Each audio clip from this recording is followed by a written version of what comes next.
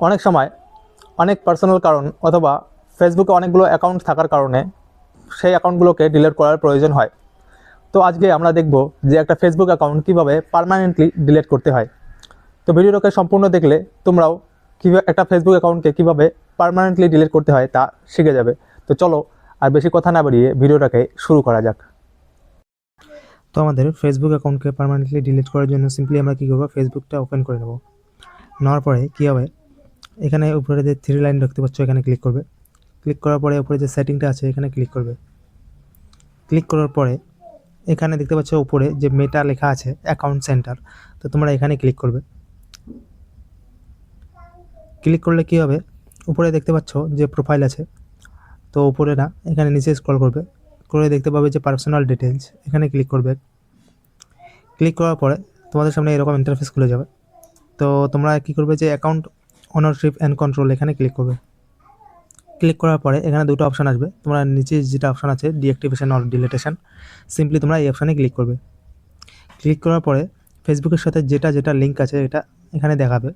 Instagram link আছে আমার, তো আমি ফেসবুক ডিলিট করবো, এর জন্য সিম্পলি আমরা কী করবো যে ফেসবুকে ক্লিক করব। ক্লিক করার পরে এখানে দুটো অপশান চলে আসবে, একটা হচ্ছে ডিঅ্যাক্টিভেট আর একটা হচ্ছে ডিলিট। তো তোমাদের অ্যাকাউন্টকে তোমরা ডিঅ্যাক্টিভেটও করতে পারো এবং ডিলিটও করতে পারো।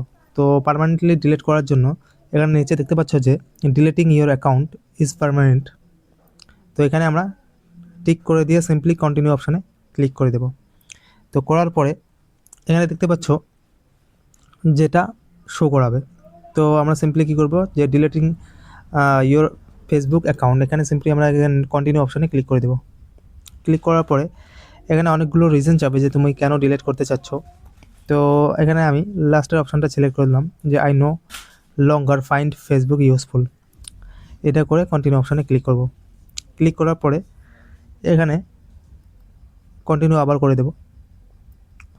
করার পরে এরকম একটা অপশান খুলে যাবে, তো আমি সিম্পলি কী করবো, এটাকে ডিলিট অপশানে কন্টিনিউ অপশানে ক্লিক করব। তো কন্টিনিউ অপশানে ক্লিক করার পরে এখানে পাসওয়ার্ড চাইবে, তো এখানে আমরা সিম্পলি পাসওয়ার্ডটা দিয়ে কন্টিনিউ অপশানে ক্লিক করে দেব।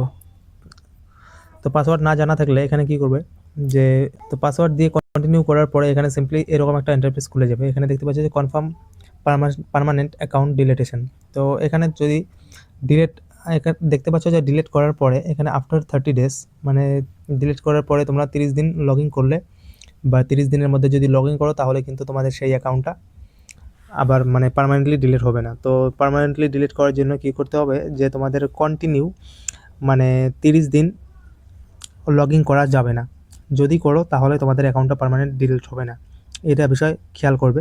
অ্যাকাউন্ট ডিলিট নিয়ে তোমাদের যদি কোনো রকম কোনো প্রশ্ন বা কোনো রকম কোনো যদি সমস্যা থাকে তাহলে নিচে কমেন্ট বক্সে জানাবে, আমি সেখানে উত্তর দিয়ে দেবো। আর যদি ভিডিওটা ভালো লাগে তাহলে একটা লাইক করবে এবং এরকম আরও ইনফরমেটিভ ভিডিও পাওয়ার জন্য চ্যানেলটিকে সাবস্ক্রাইব করবে।